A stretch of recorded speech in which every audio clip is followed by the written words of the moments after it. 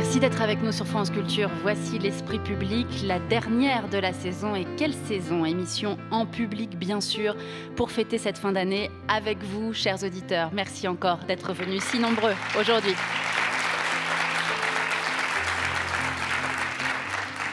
Auditeurs si fidèles à notre orchestre dominical, nos visiteurs du dimanche pour cette dernière, l'écrivain et metteur en scène Wajdi Mouawad, la philosophe Monique Cantos-Perber, l'économiste Daniel Cohen et la journaliste du Monde Sylvie Kaufmann. Et puis, c'est le musicien Ibrahim Malouf en personne qui jouera tout à l'heure notre générique de fin. Lui qui nous a porté bonheur avec son Red and Black Light, le titre de ce morceau qu'on est en train d'écouter en ce moment même. Merci à lui, merci à Ibrahim Malouf d'avoir été notre parrain musical depuis septembre dernier. Voici notre sommaire du jour. Simone Veil, un panthéon pour ne pas oublier. Europe, comment en est-on arrivé là? Et 80 km/h sur les routes, l'esprit français est-il râleur? Quand nous voulons faire l'Europe, c'est justement pour que l'Europe soit une terre où il fait bon vivre sans discrimination de race, de religion, entre tous les hommes et les femmes de bonne volonté. Au moment où nous nous parlons, dans ce studio de Radio France, Simone Veil entre au Panthéon. Un an presque jour pour jour après sa mort, aux côtés de son mari Antoine, lors d'une cérémonie organisée par l'Élysée et truffée de symboles et de références à cette idée européenne dont elle était une inlassable promotrice. Référence aussi, bien sûr, ce dimanche à la Shoah qui marqua toute sa vie. Un tapis bleu sur les pavés de la rue Soufflot qui grimpe vers le Panthéon pour représenter la paix, l'entente entre les peuples et l'Europe, la chanson de Jean Ferrat, Nuit et brouillard, et puis Barbara Hendricks pour chanter la Marseillaise. Lundi matin, Simone et Antoine Veil iront rejoindre dans le caveau numéro 6 du Panthéon Jean Moulin, André Malraux, mais aussi Jean Monnet. Le féminisme, le courage, la résistance, l'Europe, la paix, toutes ces valeurs qu'incarnait cette femme transcendée par l'histoire, qu'il était toujours très impressionnant d'interviewer, tant sa figure était écrasante et son caractère bien trempé. Simone Veil, célébrée en ce 1er juillet 2018, au moment où l'Europe est fracturée comme jamais, où le mot « valeur » semble périmé. Europe fermée, Europe réduite à son plus petit dénominateur commun, où vocifèrent les voix nouvelles des xénophobes. Quelle ironie du sort, Monique Cantos-Perber.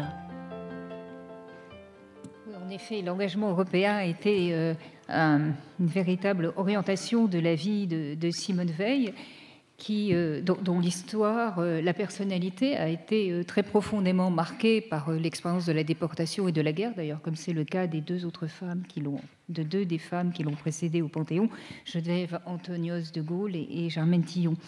Elle a vécu à l'âge de 17 ans la chose la plus terrible qu'une jeune femme puisse vivre, l'humiliation, la perte de ceux qu'elle aimait, le fracassement de toutes les illusions humaines, le dénuement total, la confrontation à ce droit, à cette obligation de ne pas vivre, et une certaine indifférence d'ailleurs au retour. Et je crois que ça a laissé en elle une très forte conviction que c'est en soi-même qu'on trouve ses propres forces. Et c'était ça son message sur l'autonomie des femmes, beaucoup plus qu'une défense abstraite des droits des femmes. Cette autonomie qui fait que ce n'est à personne d'autre qu'à la femme elle-même de décider de quelle manière elle peut vivre libre, quelle que soit la manière dont elle cherche à l'exprimer. Alors, à propos de l'Europe, en effet, Simone Veil avait l'engagement européen qu'on retrouve d'ailleurs chez beaucoup de survivants de la Shoah, qui est presque un espoir métaphysique que l'Europe vienne réparer, si c'est possible, cet événement limite, pour reprendre l'expression de Friedlander, qui a été la volonté d'extermination des Juifs d'Europe. Et elle en a gardé, d'ailleurs, cette volonté de maintenir, parce que c'est dans le prolongement de son engagement, un fort rapport avec les institutions scientifiques et de recherche israélienne, d'où le rôle qu'elle a eu avec l'Institut, dans l'élaboration des liens avec l'Institut Pasteur et l'Institut Weizmann. Juste une chose encore, quand elle a quitté ses fonctions politiques, elle s'est entièrement consacrée à la mémoire de la Shoah, avec la création de la Fondation pour la mémoire de la Shoah et l'attachement à ce que persiste le souvenir de ce qui s'était passé après, dans la crainte qu'après la mort des derniers témoins, on oublie. Sylvie Kaufmann, On essaie d'imaginer Simone Veil regardant ces derniers jours Matteo Salvini au pouvoir en Italie, regardant des bateaux de migrants dérivés en pleine mer, regardant cette prolifération de gouvernements réclamant la fermeture des frontières, regardant cette Europe au bord du dépôt de bilan, et on imagine évidemment qu'elle ne se serait pas tue. Bien sûr, et sa voix manque, évidemment, parce que je crois qu'elle aurait... elle était vraiment légitime pour prendre la parole aujourd'hui. Et sa voix aurait porté.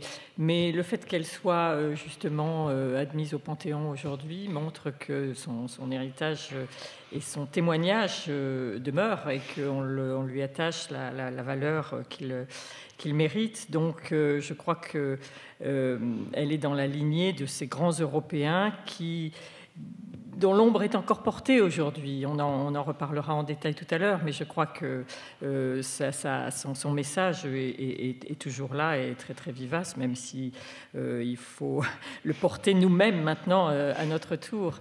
Et il y a une autre chose que je voudrais dire à propos de Simone Veil. Bien sûr, tout est dit, tout a déjà été dit. Monique vient de dire des choses magnifiques sur elle auxquelles je souscris. Mais il y a une anecdote, un épisode qui m'est revenu à l'esprit en pensant à elle. C'était un déjeuner auquel j'ai eu la chance de participer en 2006. Je pense que c'était en 2006 parce que c'était le moment où on s'interrogeait sur la possibilité pour Ségolène Royal de se présenter aux élections présidentielles. Ça n'était à l'époque encore qu'une possibilité dont on rigolait beaucoup, je dois dire, dans les milieux politiques. Et j'ai posé la question à Simone Veil à ce déjeuner. Je lui ai dit qu'est-ce que vous en pensez de cette idée, et alors elle s'est enthousiasmée. Elle a dit mais j'espère qu'elle va y aller. Enfin qu'une femme se lance, ça aurait déjà dû arriver.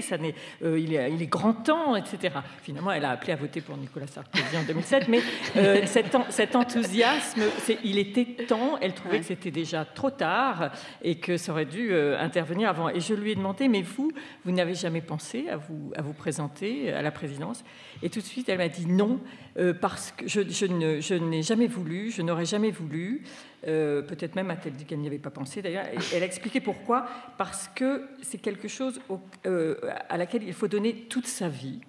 Il faut y consacrer tout son temps, il faut tout donner, et moi je n'étais pas prête à tout donner. Et je pense que quand elle disait ça, elle pensait aussi à sa famille et à son couple, et je trouve ça merveilleux qu'ils entrent tous les deux avec son mari, avec Antoine Veil au Panthéon aujourd'hui, parce que c'est vraiment...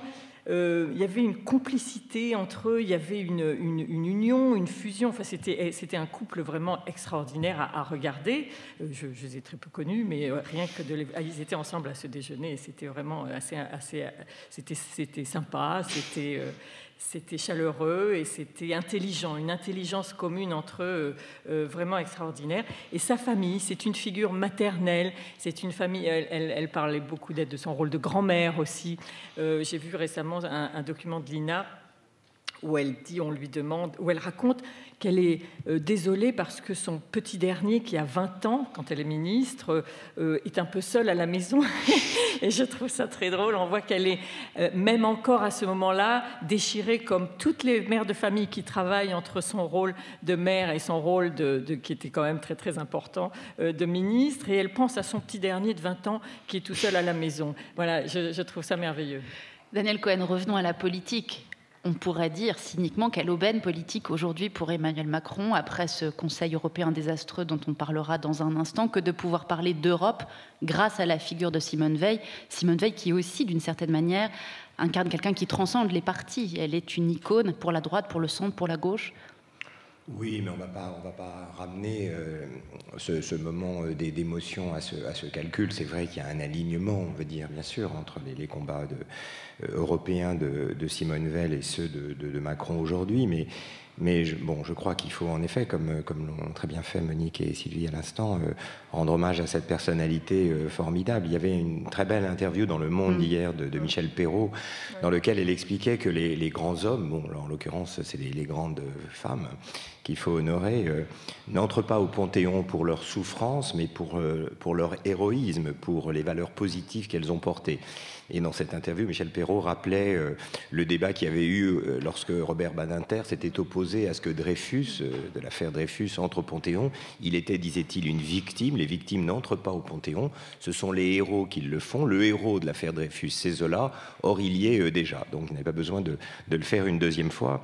Et c'est vrai que dans la personnalité de Simone Veil, il y a cet héroïsme à avoir voulu porter des valeurs positives toute sa vie pour les femmes, pour l'Europe.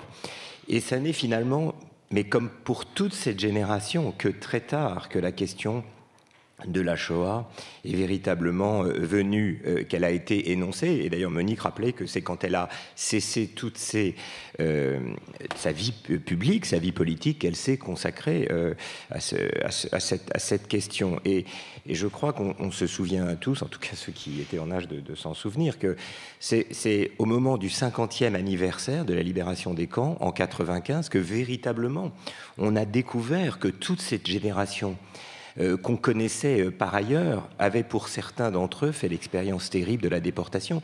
Je pense notamment à un moment qui m'avait beaucoup marqué, qui était une émission de télévision où on avait à la fois Simone Veil et Henri Krasucki, l'ancien dirigeant de la CGT, dont on a découvert, je crois pour beaucoup de monde, à ce moment-là, qu'il avait été déporté, qu'il avait fait avec Simone Veil la Grande Marche et qu'il n'en avait jamais parlé.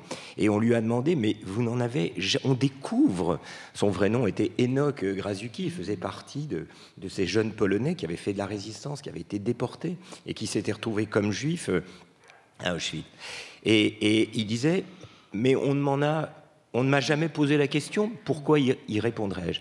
Et je crois que l'héroïsme de cette génération, c'est d'avoir voulu mener une vie normale parmi les leurs, comme mère ou comme personnage politique ou syndical, en hommage silencieux à leurs proches, à ceux qu'ils avaient perdus, mais sans en parler, parce qu'ils voulaient incarner exactement ce que le Panthéon honore aujourd'hui, les valeurs positives. Finalement, tous les trois aujourd'hui, vous parlez de cette injonction à témoigner que nous transmet Simone Veil aussi par cette entrée au Panthéon. Transmettre, continuer de témoigner, en même temps, quand on se retourne, on a l'impression qu'il n'y a pas grand monde, Wajdi Mouawad, derrière Simone Veil.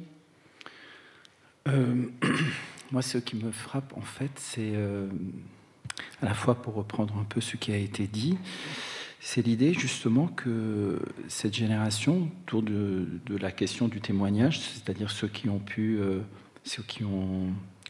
peuvent témoigner, ont fait le choix, parmi certains d'entre eux, et pour moi ce sont les plus grands, je pense par exemple quelqu'un comme qui ne l'a pas vécu mais qui l'a regardé, évidemment, je pense à quelqu'un comme Hannah Arendt, qui étrangement avec Simone Veil, j'ai toujours fait dialoguer intimement à chaque fois que je me suis posé ces questions et que j'ai voulu apprendre. Ça a été pour moi les deux axes, les deux voix des femmes, de grandes femmes qui ont voulu aussi d'une certaine façon s'élever au-delà de la question juive, tout en rappelant le caractère de la destruction des Juifs d'Europe, mais en même temps en posant la question, à présent, comment fait-on pour continuer ensemble, entre guillemets. Et que ce soit Simone Veil ou Hannah Arendt, il y a eu cette idée de développer l'idée qu'à présent, il faut sortir de la malédiction des prophéties et du sang, pour accéder à la seule manière d'arriver à vivre ensemble, qu'on pourrait d'une certaine manière appeler la promesse de nos amitiés les uns avec les autres. C'est-à-dire maintenant, ce qui va nous relier, c'est les engagements, pas par le sang, mais par les promesses que nous faisons les uns aux autres, tout simplement, parce que nous sommes tous des humains et qu'entre nous peut surgir ce qu'on peut appeler une amitié, donc une manière de penser l'humanisme qui se dégage de la question identitaire. Et ça, c'est quelque chose pour moi qui me sauve, entre guillemets, puisque n'étant pas juif, et en plus étant libanais, cette question-là, elle a été apportée par ceux qui, justement, ont traversé cet enfer, ou qui l'ont regardé, ou dont la famille a été extrêmement violentée et puis éliminée par cette horreur-là. Et le fait que là, Simone Veil entre au Panthéon, c'est aussi à la fois, je le regarde comme une chose un peu paradoxale, Étant donné la situation de l'Europe et des réfugiés, et cette question de, si on pense aujourd'hui la question de l'amitié au prisme de ce qui se passe aujourd'hui par rapport à la question des réfugiés, on voit bien qu'on est presque dans une antithèse. Alors l'entrée de Simone Veil au Panthéon est à la fois un rappel de cet héroïsme, de dépasser la question identitaire pour aller dans la question de, on pourrait dire, l'amitié. Et en même temps, c'est peut-être étrangement un symbole qui nous rappelle qu'il y a un risque à ce que ces idées très fortes soient enterrées, justement, et que le Panthéon devienne le tombeau de ce pourquoi ces femmes se sont battues. Merci Wajdi Mouawad, merci à tous les quatre pour cet hommage à Simone Veil. Vous parliez, Wajdi, de cette époque antithèse à finalement ce que représente Simone Veil. Et bien justement, venons-en maintenant spécifiquement à l'actualité européenne de ces derniers jours. France Culture, l'esprit public, Émilie Aubry. Les 28 s'étaient donc mis d'accord sur la création de centres d'accueil sur le sol européen, sur la base du volontariat, et pour se pencher aussi sur l'instauration de dispositifs d'accueil situés en dehors de l'Union. L'Autriche de Sebastian Kurz avait déjà écarté l'idée d'accueillir ces centres sur son sol. Quant au Maroc, il s'était opposé d'emblée à la constitution de ces plateformes de débarquement sur les côtes du royaume. Les aides seraient renforcées pour Frontex, pour les pays de transit comme la Turquie ou ceux d'Afrique du Nord. Il s'agirait aussi d'éviter les déplacements de migrants entre pays de l'Union, les 28 promettant de revoir Dublin pour soulager les pays riverains de la Méditerranée. Il avait fallu des heures pour en arriver là et l'on sentait bien que les participants se forçaient un peu pour parler de victoire. Surtout quand quelques heures à peine après la fin du sommet, le ministre de l'Intérieur, Matteo Salvini, annonçait que les ports italiens seraient fermés tout l'été aux ONG. Tout juste Angela Merkel avait-elle qualifié de positif le texte final du sommet. Quant à Emmanuel Macron, sa déclaration avait été sobre, vaguement contrainte. En attendant, le champ lexical de l'invasion, le spectre de la submersion migratoire instrumentalisé par l'extrême droite était toujours là. Notre continent se transformait progressivement en forteresse, du moins en continent difficile d'accès. Mais comment donc en était-on arrivé à cette Europe-là ? C'est d'abord le fruit d'un travail conjoint et c'est la coopération européenne qui l'a emporté sur le choix d'un non-accord ou de décision nationale qui n'aurait été ni efficace ni durable. La solidarité que nous devons aux pays de première entrée a été actée lors de ce sommet et notre volonté de parachever le travail pour que les 7 textes en discussion soient dans les meilleurs délais décidés. Sylvie Kaufmann, pourquoi ce sommet nous plonge dans un profond malaise ?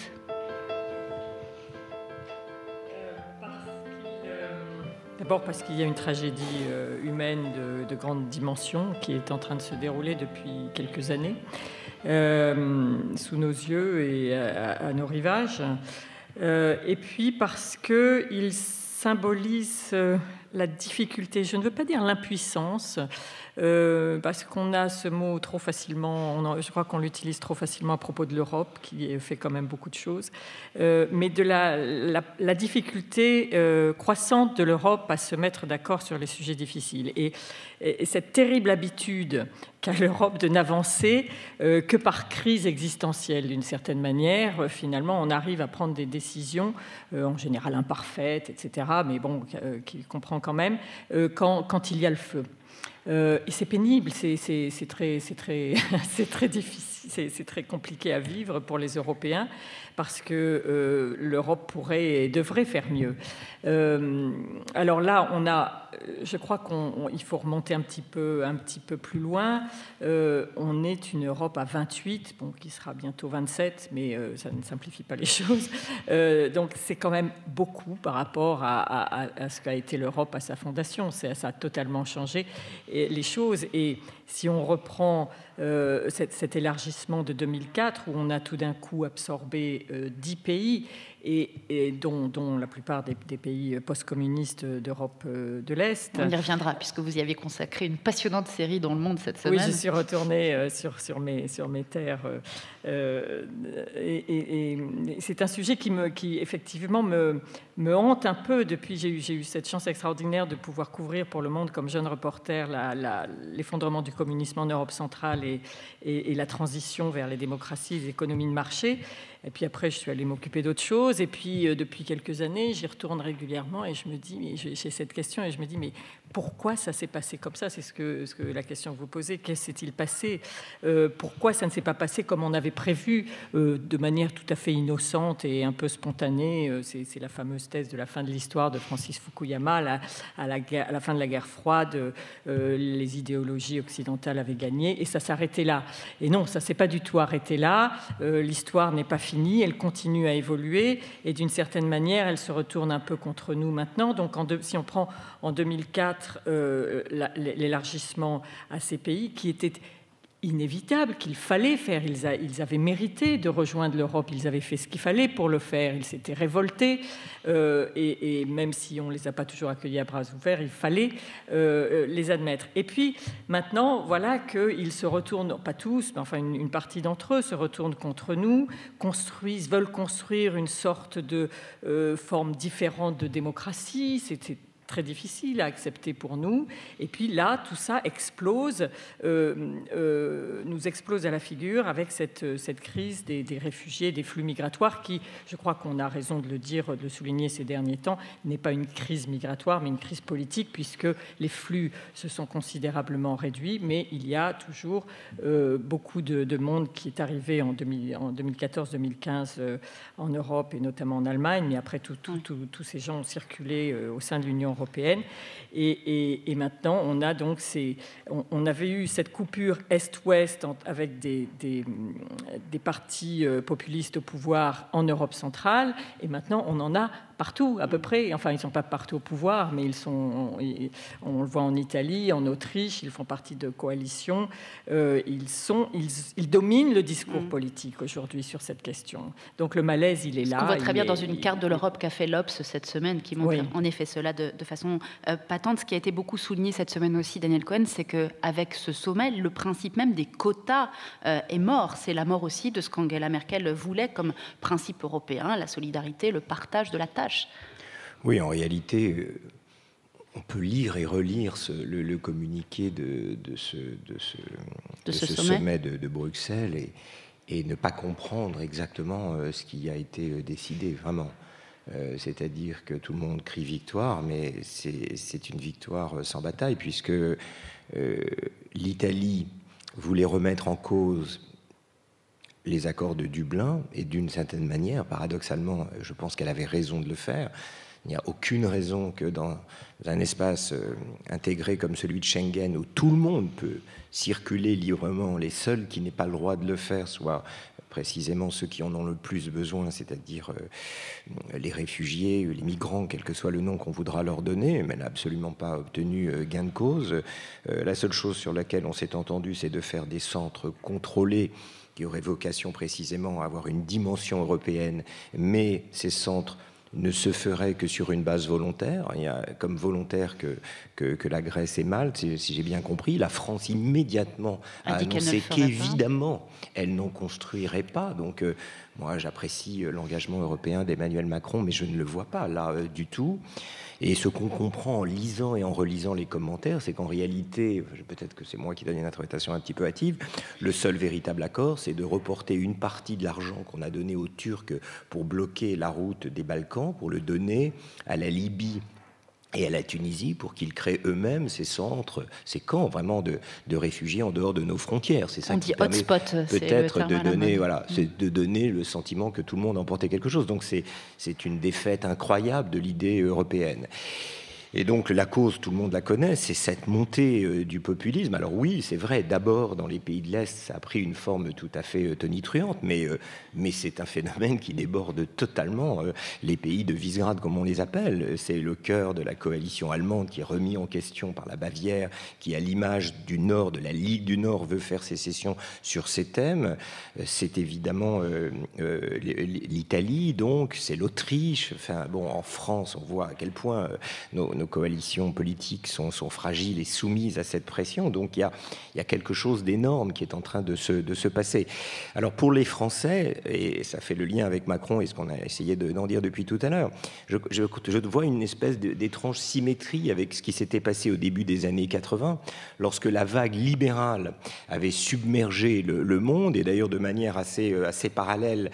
À l'époque, c'était Madame Thatcher et Reagan et Ronald Reagan qui avaient ouvert le bal libéral, même si en fait en Israël c'était Begin qui avait véritablement commencé cette affaire, mais disons ça s'est fait connaître au monde par l'Angleterre et les États-Unis. De même, la vague populiste aujourd'hui, elle a véritablement enfoncé une porte avec le Brexit en Angleterre et avec l'élection de Trump avant de s'employer partout. Mais en 81, c'est mon parallélisme, Mitterrand avait masqué ça parce que de manière totalement contracyclique, à contre-temps de l'histoire, la France avait élu un président de gauche. De la même manière, alors que la vague populiste s'engouffre partout, nous avons élu un peu par hasard de l'histoire et à contre-temps un président pro-européen qui nous a masqué la réalité de ce qui est en train de se produire et que nous voyons sous nos yeux. Et en réalité, donc, cette vague populiste, on peut la comprendre, on peut la disséquer. C'est une crise économique profonde qui a défait ce qu'on appelait la société industrielle, qui a laissé des classes populaires en déshérence et qui ont été déçues par la gauche, déçues par la droite et qui vont chercher quelque chose d'autre. Il y a cette crise migratoire. Le paradoxe peut-être, je vais terminer là si vous voulez, mais le paradoxe peut-être, c'est qu'en effet, ils prennent toute sa force au moment où c'est un peu en train de s'arrêter. C'est-à-dire la crise économique dure que nous connaissons depuis 10 ans et peut-être depuis plus longtemps encore est peut-être en train de s'interrompre. On reprend une phase plus expansionniste en termes économiques et la crise migratoire, Sylvie le disait tout à l'heure aussi, le grand pic de 2015, il est terminé, on n'est plus qu'à 5% des flux, mais en partie du fait de notre hypocrisie, des accords avec la Turquie, etc. Et donc, il vient aux affaires au moment où les causes qui l'ont porté sont en train de s'étouffer. Et peut-être qu'il faut tenir justement encore un peu pour donner une chance à une nouvelle espérance de se construire. Mais aujourd'hui, c'est une défaite en rase campagne. Cet accord, encore une fois, n'en est pas un. Et nous sommes simplement en train de gérer notre incapacité, non pas à gérer les flux migratoires, mais à endiguer cette vague populiste en notre propre cœur. Et à rappeler également nos valeurs, la philosophie même de l'Europe. C'est ce qu'analysait très bien cette semaine le chercheur Philippe Deribarne, Monique Cantos-Perber, qui montrait bien comment finalement dans cette affaire-là, nous avons affaire à deux perceptions de la figure de l'étranger, soit individu en détresse, soit envahisseur. L'Europe, elle est attaquée aussi sur sa philosophie même ces dernières semaines. Oui, tout à fait. C'est une chose très caractéristique. Et j'ai été frappée par le fait que vous présentiez comme un échec ce que tous les gouvernants qui ont participé à ce sommet présentent comme un succès. Et d'une certaine manière, c'est un étrange succès, car il a contribué à trouver un problème. Il a contribué à trouver une solution à un problème qui se posait en 2015, c'est-à-dire l'afflux massif des réfugiés, c'est-à-dire une solution pour un problème d'il y a 3 ans. Ça, c'est tout à fait caractéristique d'un certain manque d'anticipation. Et puis, par ailleurs, avec la remise en cause de ce qui avait été élaboré comme la solution, c'est-à-dire ces quotas de répartition obligatoires. Et ce type de séquence illustre parfaitement à la fois la grandeur et la faiblesse de l'Europe. La grandeur parce que ce sommet... tout le monde voulait qu'il réussisse. Donc, ce qui montre qu'il y a une réelle foi dans l'Europe. On considère qu'un certain nombre de problèmes nationaux et de tensions qui se posent en raison d'événements inattendus et qui frappent toute la communauté européenne doivent trouver leur solution dans l'Europe, dans une union renforcée, dans une prise en charge collective des problèmes. Tant que cet espoir perdure, tant que cette conviction est présente chez tous les leaders européens, même ceux qui ont pu se faire remarquer par une certaine réticence à l'égard de l'Europe, c'est un espoir extraordinaire. Mais ce sommet illustre aussi toutes les faiblesses. D'abord, ce sentiment d'irréalité que donne la satisfaction, alors que c'est évidemment un échec. Et puis, par ailleurs, le fait que, d'une certaine façon, les solutions qui ont été avancées, vous les avez rappelées, sont des solutions qui, à l'heure actuelle, sont tout de même assez irréalistes. Daniel a souligné que ces centres fermés, qui sont devenus des centres contrôlés, étant soumis à l'accord des pays européens, il est très probable qu'ils ne se réaliseront qu'en Grèce, où ils existent déjà d'ailleurs, et à Malte. Les plateformes d'accueil ou les hotspots, quelle que soit la manière dont on les appelle, nous savons déjà que le Maroc, la Tunisie, la Libye n'en veulent pas, seul le Niger les accepte, donc ça, c'est tout à fait, pour l'instant, irréaliste comme solution. Et le contrôle des frontières par une force européenne renforcée, là encore, je ne sais pas si ça va être possible, parce que ce n'est pas une compétence de l'Europe que de contrôler les frontières extérieures des différents pays européens, à ma connaissance. Donc il va y avoir c'est un peu la mission de Frontex, mais dont il faudrait renforcer les missions. Tensions, oui, mais ce Frontex, si vous voulez, les pays continueront à penser qu'ils sont mieux à même de contrôler leurs frontières que ne le ferait une force européenne. Bref, alors pour en revenir à la philosophie de l'Europe, si vous voulez, cette crise, qui est bien sûr une crise politique, ça a été dit maintes fois, révèle les deux difficultés majeures de l'Europe. L'enthousiasme européen, que je partage totalement, ne doit pas dispenser de la lucidité. La réalité est telle qu'elle est. Les peuples européens sont tels qu'ils sont, non pas tels qu'ils devraient être. Les actions volontaristes à accomplir en matière de conduite européenne doivent les amener peut-être à être ce qu'ils devraient être. Mais on ne peut pas commencer par nier la réalité pour trouver des solutions adaptées. La réalité et les articles de Sylvie Kaufmann l'ont remarquablement montré dans les derniers numéros du Monde pour ce qui a trait à l'Europe de l'Est. La réalité est tout de même un décalage de plus en plus grand entre ce que l'Europe dit qu'il faut faire ou propose comme les bonnes solutions, en particulier ces quotas obligatoires, c'est véritablement un cas d'école qui ont été obtenus au forceps par l'Allemagne il y a 3 ans, et ce que les peuples veulent, tout simplement.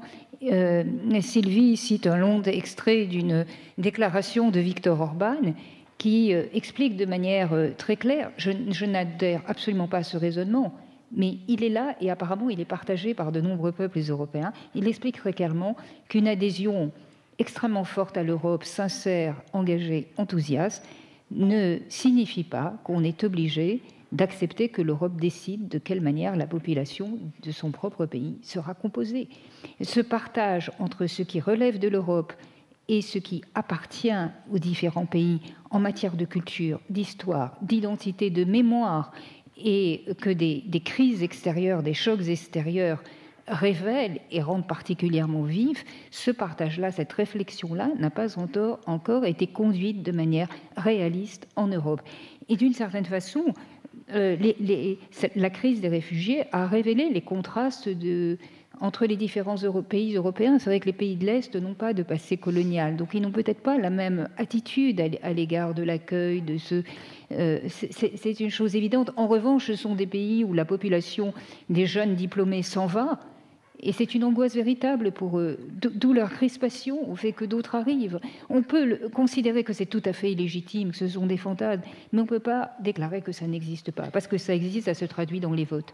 Et une dernière remarque à propos de la philosophie européenne, je suis de plus en plus frappée par le contraste entre la réalité européenne et cette espèce de diversité complexe. D'ailleurs que Simone Veil, à la fin de son discours, lorsqu'elle a pris ses fonctions comme présidente au Parlement européen, avait totalement reconnu « Nous ne sommes pas d'accord, nous avons des histoires, des passés différents, essayons de travailler ensemble, dans l'amitié justement.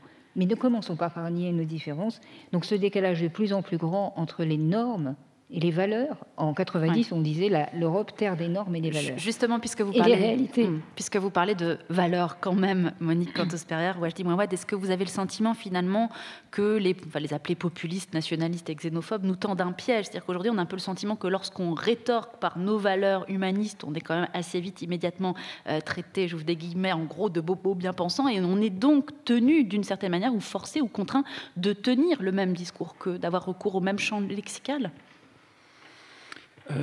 Je crois qu'il y a une sorte d'inversion qui s'est passée au cours des 30 dernières années, des 40 dernières années, autour de cette question de la philosophie de l'Europe. je me souviens, quand j'avais 20 ans, au moment où le mur de Berlin tombe, j'avais été avec mes amis. Moi, je fais du théâtre, donc on est en train de faire du théâtre et on se pose la question comment le théâtre peut avoir un sens à ce moment-là. Et on est tombé sur un texte, je me souviens, j'étais tombé sur un texte qui s'appelle Les essais hérétiques de Jan Patočka.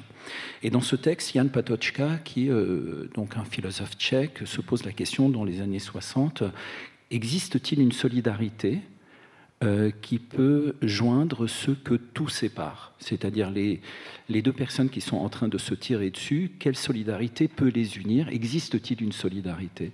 Au-delà de la solidarité des intellectuels, la solidarité des syndicalistes, la solidarité des ouvriers, y a-t-il une solidarité qui peut rassembler tout le monde? Et il met en place une pensée qu'il va appeler la solidarité des ébranlés. Il dit en fait, nous sommes tous en ce moment, tous ébranlés, que nous soyons tous opposés les uns aux autres, ou absolument en désaccord profond, nous sommes profondément ébranlés. Et c'est cette solidarité des ébranlés autour de laquelle nous pourrions construire quelque chose. Et il dit cette phrase, il dit la solidarité des ébranlés consiste au fond à faire comprendre à ceux qui sont embusqués à l'arrière de l'incommodité de leur position bien commode, et celui qui trahit la solidarité des ébranlés doit prendre conscience qu'il est un embusqué qui, à l'arrière, vit du sang des autres. Je dis à peu près, presque de mémoire, la pensée. Et je crois que cette pensée a été vraiment très forte, a, je crois, habité les pensées politiques, philosophiques et même citoyennes de l'Europe pendant un temps. Et c'est comme si petit à petit, cette idée de la solidarité des ébranlés s'est inversée pour devenir la solidarité des embusqués. Et au fond, aujourd'hui, avec la montée du populisme et des politiques populistes, l'idée, c'est au fond de déstabiliser tout, ce que fait Trump, c'est-à-dire il déstabilise en changeant d'avis d'un jour à l'autre, en se retirant des accords, il déstabilise. Et qu'est-ce qui se passe lorsqu'on est dans une situation où tout se déstabilise? Il y a une idée derrière ça qui émerge, c'est que, à présent, c'est le plus fort qui va gagner. Une fois que tout est déstabilisé, ça va être au plus puissant, au plus fort. Et cette idée-là crée une forme de panique, je crois, en Europe, crée des émules, et on se retrouve dans une situation où les discours deviennent des discours qui cherchent à défendre l'idée de l'embusqué. Nous avons raison d'être embusqués. Et cet embusquement est maintenant, alors qu'il y a 40 ans, il était presque une sorte de banalité de dire oui, la solidarité des ébranlés contre la solidarité des embusqués. Aujourd'hui, cette chose-là s'est inversée. Et je crois que, alors, ça n'a rien à voir. Ça n'a rien à voir, mais pour moi, c'est quelque chose qui m'a énormément marqué. Dernièrement, je me demande si ce n'est pas dans Le Monde, il y a eu un article scientifique qui disait que, voilà, des scientifiques ont réussi à pénétrer dans le cerveau des souris pour leur intégrer des souvenirs qu'elles n'avaient pas. C'est-à-dire qu'avec la manipulation génétique, aujourd'hui, voilà, on se rend compte qu'on est peut-être capable, dans 30 ans, 40 ans, de rentrer dans votre cerveau des souvenirs que vous n'avez pas du tout vécus. Par exemple, vous n'avez pas du tout besoin d'aller au Japon, on a qu'à vous intégrer des souvenirs du Japon, et voilà, vous avez été au Japon. Et je crois qu'il y a quelque chose, il y a un lien peut-être à faire entre la puissance et la rapidité, on parlera de rapidité tout à l'heure, de rapidité entre la puissance génétique, je dirais, donc une forme d'envahissement de l'intérieur. C'est un peu à un niveau inconscient, mais c'est comme si on était à la fois envahi par l'intérieur et aussi avec cette crainte d'être envahi par l'extérieur. Et je me demande s'il n'y a pas aussi quelque chose, un lien à faire entre cette crise migratoire et d'un point de vue totalement parallèle, cette montée en puissance des progrès scientifiques. Merci Wajdi Mouawad. Conclusion sur cette deuxième partie, Sylvie Kaufmann. Oui. On va tous partir en vacances, mais on sait très bien que lorsque l'on va rentrer, le sujet majeur, ce sera cette campagne pour les élections européennes, dont on ne sait pas encore quelle tournure elle va prendre. Est-ce que ce sera finalement un combat entre hommes forts, ou est-ce qu'il y aura de la place dans ce débat-là pour les valeurs et pour la philosophie européenne ? C'est tout l'enjeu et ce que dit Wajdi sur Patočka, cette solidarité des ébranlés, ça me fait penser à une autre formule d'un autre Tchèque, Václav Havel, le pouvoir des sans-pouvoirs. Et pourquoi est-ce qu'on a considéré que ce pauvre sommet était un succès? Enfin, certains ont considéré que c'était un succès pour deux raisons. D'abord parce que l'Europe ne s'est pas disloquée. Et je crois que justement dans ce monde que vous décrivez, tout le monde, même ceux qui ne sont pas d'accord, ont conscience du fait qu'elle ne doit pas se disloquer, qu'elle doit rester unie, peut-être par la solidarité des embusqués, justement. Et puis aussi parce qu'elle a sauvé, alors pour combien de temps, je ne sais pas, mais elle a sauvé Angela Merkel. Et ce danger qui menace Angela Merkel va plus loin que son... je crois qu'on a un peu trop tendance à voir ça comme un problème de coalition entre la CDU, la CSU, etc., qui est enfin voilà, Seehofer, qui est son ministre de l'Intérieur, chef de la CSU, qui est en embuscade, justement, encore. Mais c'est beaucoup plus profond. Il y avait cette semaine dans le New York Times une tribune de Wolf Biermann. Wolf Biermann, c'était un barde, un chanteur, compositeur, enfin il existe toujours bien sûr, mais il doit avoir au moins 80 ans maintenant, d'Allemagne de l'Est, qui s'est retrouvé expulsé en Allemagne de l'Ouest. Et il dit une chose, je trouve formidable. Il dit: on s'est aperçu pendant ces dernières décennies qu'il était plus facile de construire des routes et des usines que de transformer des sujets soumis en démocrates tolérants. La liberté est douloureuse pour les gens formés à être esclaves. Et donc Merkel, pour lui, ça s'appelle La tragédie de Merkel, son article. Et pour lui, elle vient. Il ne faut pas oublier qu'elle vient d'Europe de l'Est, qu'elle a connu la dictature. Et quand elle a fait ce choix en 2015 d'ouvrir la porte aux réfugiés, elle savait qu'il n'y avait pas d'autre choix, lui il dit, en fait elle avait le choix entre une bonne erreur et une mauvaise erreur. Et elle a choisi la bonne erreur. Mais elle le paye aujourd'hui. Et c'est pour ça que le fait que ce pauvre sommet, avec ses résultats hypocrites, je suis d'accord, mais réussit à lui donner un répit, c'est important. Et c'est important aussi dans le contexte de ce qui se prépare l'année prochaine aux élections européennes. Merci pour cette synthèse, Sylvie Kaufmann. On va terminer cette émission avec une actualité fondamentale qui passionne les Français presque autant que la Coupe du Monde. La limitation de la vitesse à 80 km/h sur les routes secondaires à double sens rentre en vigueur aujourd'hui même pour une durée d'expérimentation de 2 ans. France Culture, l'esprit public, Émilie Aubry. On les avait entendus vrombir de rage, ces associations d'automobilistes et de motards manifestant bruyamment depuis des semaines avant même que la polémique ne devienne politique. Cette limitation de vitesse étant désormais interprétée par certains ténors de l'opposition comme la mise en œuvre déguisée d'une nouvelle pompe à fric, ignorant les territoires ruraux et de montagne dont le réseau routier serait largement concerné par cette réduction de vitesse. Alors on se posait la question, était-il vraiment scandaleux de demander à ces automobilistes de perdre 2 minutes sur leur trajet pour sauver sans doute 400 vies au moins par an? Et pourquoi parler de pompe à fric à moins de poser d'emblée que les conducteurs français n'allaient pas respecter la loi et donc allaient devoir en effet payer à l'État des amendes? Était-ce la manifestation de cet esprit gaulois, frondeur, râleur, pour ne pas dire incivique? Pourquoi cela nous évoquait-il cette société de vélos en libre service qui avait décidé de quitter la France en mars dernier en raison du vandalisme et des vols dont ils étaient victimes? Voilà qui nous rappelait aussi cette étude de 2014 qui nous plaçait en avant-dernière position du classement du civisme en Europe, seulement devancé par la Slovaquie. Fumer lorsque c'est interdit, mettre ses pieds sur le fauteuil du train, jeter son chewing-gum par terre, marcher au beau milieu d'une piste cyclable, traverser de préférence lorsque le petit bonhomme est rouge, jeter ses bouteilles en verre dans la mauvaise poubelle. Était-ce cela, l'esprit français ? Zéro de conduite. C'est ce que vous risquez, automobiliste inexpérimenté qui venez de passer votre permis. Apprenez d'abord à connaître votre propre voiture. Et ne confondez pas le démarreur avec n'importe quel autre bouton, ou le frein avec l'accélérateur. Un démarrage trop rapide, sans signalisation, zéro de conduite.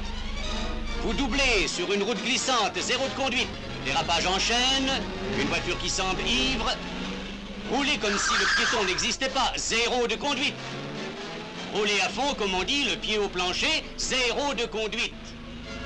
Méfiez-vous de tous ces zéros de conduite-là, conducteurs novices. Et vous aussi, conducteurs expérimentés. Ils vous mèneraient loin. Beaucoup trop loin. Voilà, les petites merveilles des archives INA, et celle-ci date du 1er mai 1952. Daniel Cohen, vous comprenez l'ampleur que prend ce débat? Qu'est-ce que ça dit de notre hiérarchisation de l'information en France? Oui, bon, c'est une métaphore de la même chose dont on a parlé tout à l'heure. C'est-à-dire qu'il y a à l'occasion de cette question-là, de la limitation de vitesse, on voit un nouveau conflit entre les élites et le peuple, pour le dire très, très bêtement comme ça. C'est-à-dire qu'il y a des injonctions à bien se comporter, et il faut qu'ils partent de très bonnes intentions, mais il faut toujours veiller à ce que ce soit compris et qu'il y ait une adhésion. On ne peut pas simplement dire c'est bien pour vous, faites-le. À ce moment-là, il faudrait interdire de fumer, tout simplement, et aucun gouvernement ne s'y est risqué. On parlait tout à l'heure du populisme. Trump aux États-Unis, c'est vraiment la victoire du ça sur le surmoi, pour parler dans ces termes-là, c'est-à-dire gardez vos armes, tuez qui vous voulez, les accords sur le climat, on s'en fiche. Bon, il y a quelque chose comme une irruption de violence que, encore une fois, je crois, les 50 années de crise que nous avons vécues produit aussi. Donc il faut, à propos de cette question, comprendre qu'on peut être dans le bien et en même temps ne pas être entendu, et il faut prendre cette question il faut prendre cette question. Il y a Ibrahim Malouf qui est au piano, pour ceux qui voudraient le savoir. Donc, il faut prendre cette question. Ce message ne vous était pas destiné. Il faudrait. Donc, je ne comprenais pas pourquoi je devais jouer au piano. Je suis désolée. Il y a quelque chose qui m'a troublé. Mais bon. Et donc, je crois qu'il faut prendre cette question plus que jamais, d'une certaine manière, au sérieux. On peut prendre des risques, mais il faut être sûr qu'on soit suivi. Et ça n'est pas pour dire qu'il y a le peuple contre les élites, justement, et c'est une dialectique constante. Et juste pour revenir en arrière sur tout à l'heure, on a parlé des pays de l'Est, etc., mais les Italiens étaient un peuple profondément européen, pro-européen. Ils ont eu l'impression que l'Europe les avait abandonnés parce que l'Europe ne s'est pas donné les moyens de son programme. C'est un peu la même chose. Il faut se donner les moyens de son programme quand on dit comportez-vous bien, et il faut veiller à ce que ça corresponde à quelque chose qui s'entendent. Alors maintenant, au risque de vous ennuyer tous, il faut rentrer dans le détail de cette question. Le détail de cette question, c'est qu'on nous dit qu'il faut aller moins vite et que ça va permettre de sauver 300 à 400 vies. Voilà, c'est ça le débat. Alors si je vous avais dit, allez moins vite et ça va sauver 30 à 40 vies, pas sûr qu'on aurait considéré que c'était bien. Si je vous avais dit 3000 ou 4000 vies, là, il fallait le faire. Donc, on est tout de même obligé de faire quelques calculs. Si on fait les calculs que j'ai faits pour cette émission, je vous les dis très rapidement. Dire qu'on va réduire la vitesse de 12%, d'accord ? Pour quelqu'un, c'est ça, le passage de 90 à 80, 12,5% exactement. Bon. Pour quelqu'un qui fait 1 heure de trajet, ça veut dire exactement 7,5 minutes perdues par jour. Si je multiplie ça par le nombre de jours ouvrés, ça fait quelque chose entre 1 et 2 jours par an. Si tous les Français perdaient entre 1 et 2 jours par an, en pourcentage du PIB, ça ferait 0,3% du PIB. Ça ferait 7 milliards pour 300 vies. Combien vaut une vie ? Et nous le savons. Je suis désolé de vous le dire. Ah non, mais on adore ce raisonnement. Nous le savons. Nous le savons parce que les calculs ont été faits de la sécurité routière pour savoir combien il faut investir pour sauver combien de vies. Une vie, ça vaut 3 millions d'euros. C'est comme ça. C'est-à-dire que quand D'où sort ce chiffre ? Ce chiffre sort... Non, mais je savais la tête que pour cette de dernière Daniel émission, Cohen il fallait remonter cet Himalaya du calcul économique. Ce chiffre, il sort de 2 méthodes. La première, c'est de dire, je regarde de facto les investissements qui sont faits, combien ça coûte et combien ça sauve de vies. Je divise par le nombre d'investissements. Et il y a un chiffre qui émerge, qui est assez stable, qui est 3 millions. Au fond, on est prêt, la société révèle qu'elle est prête à consentir 3 millions d'investissements pour sauver une vie. 300 vies fois 3 millions, 900 millions, 7 milliards, pas exactement la même chose. Donc on est peut-être sous la barre. Une autre manière de comprendre ce que c'est qu'une vie humaine pour un économiste, c'est de dire une vie, c'est ce que je gagne fois 3. C'est ce que je gagne, parce que voilà la valeur que je révèle être capable de produire à la société, fois 3, parce que je vaux plus que ce que je produis, je donne du bonheur à moi-même et aux autres, et en durant à moi-même et aux autres, et en vivant plus longtemps, j'accumule plus de choses. Si je fais ce calcul, je retombe sur 3 millions. Donc, on est dans l'épaisseur du trait. J'ai dit 7 milliards, c'est beaucoup trop, il faut peut-être diviser par 10 pour bien comprendre les économies qu'on réalise. Mais donc, nos grands experts, et je termine là, et je vous souhaite à tous de très bonnes vacances, les grands experts, au fond, ont peut-être franchi la ligne où leur expertise laisse en effet ces gens qui savent que ça va leur coûter du temps, de l'argent, du bien-être pour 300 vies. Admirable démonstration économique. Monique Cantos-Perber, est-ce que la philosophe libérale que vous êtes comprend cette râlerie française ? Comprendre cette râlerie, peut-être pas, mais enfin, je peux essayer de m'interroger sur son bien fondé. Évidemment, c'est une privation des libertés. Je comprends qu'on a tout à fait raison de protester contre les atteintes à la liberté de ses comportements. Cela dit, cela vaut pour les comportements individuels. La conduite sur route n'est pas un comportement individuel, c'est un comportement qui doit s'inscrire dans un système collectif. Et l'anomie ne peut pas régler. Chacun ne se prescrit pas à lui-même sa loi, ça va de soi. Car on ne met pas simplement en danger sa propre existence, mais l'existence des autres, qui n'ont rien demandé pour se retrouver dans cette situation d'être menacés. En conséquence, que l'efficacité d'une mesure ait été prouvée, que la traduction en termes de chiffres à laquelle elle permet d'accéder paraisse légitime, est tout à fait justifiée, encore une fois, quand toutes les preuves ont été faites que les risques seraient diminués. Simplement, si vous voulez, des mesures de ce type ne doivent pas simplement être décrétées, leur bien fondé doit être expliqué, et surtout, il faut faire en sorte qu'elles soient appropriées et que les personnes les intériorisent. Les règlements de ce type sont des règlements très bons à titre, en quelque sorte, de provision, en attendant que les personnes les intériorisent et agissent conformément à ces normes en étant convaincus de leur bien fondé. Et c'est là qu'on peut faire quelques reproches à cette mesure. D'abord, on nous parle de 400 000 kilomètres de routes françaises concernées. Apparemment, d'autres disent qu'il s'agirait de 900 000 si on inclut les routes communales. Mais la diminution de vitesse est très certainement un facteur de diminution du risque d'accident et du risque d'accident mortel en particulier.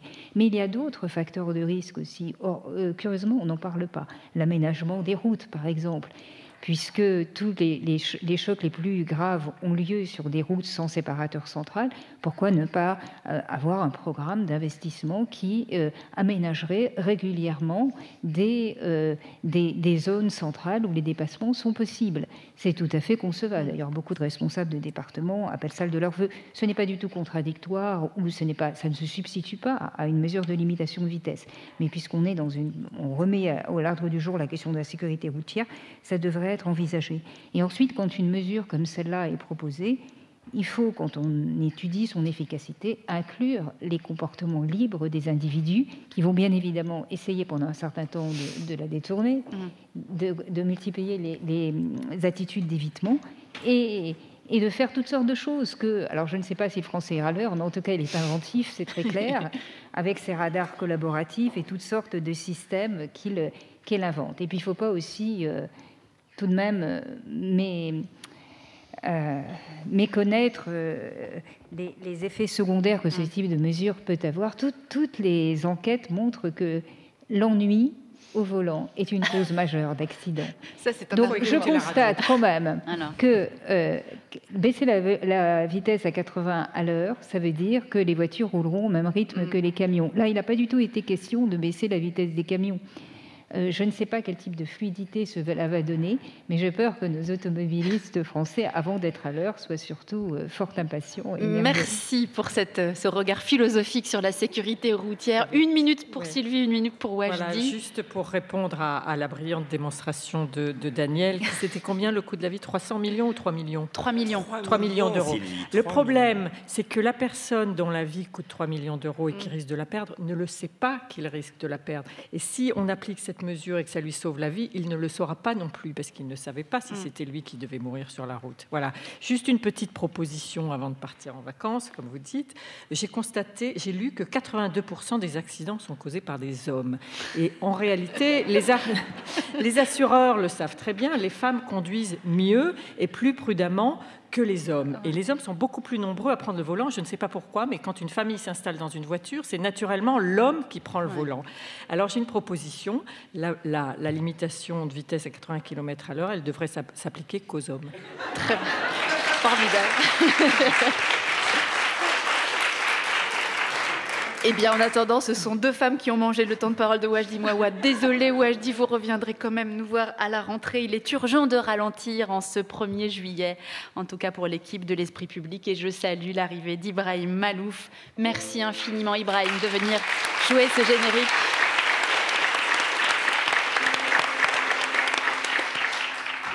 L'Esprit public qui va partir en vacances. Alors un immense merci à mon équipe, Luc Jean Reynaud, réalisateur, Céline Leclerc, attachée de production, Marine Beccarelli, qui m'ont accompagnée pour ma première saison dans cette belle maison de la radio.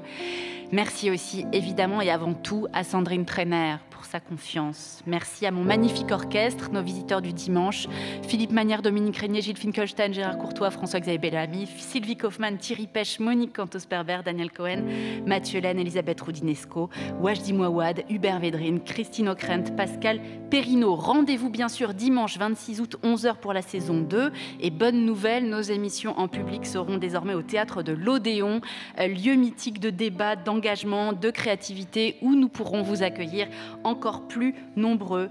Ibrahim Malouf, merci d'être notre parrain musical. Vous continuez aussi la saison prochaine.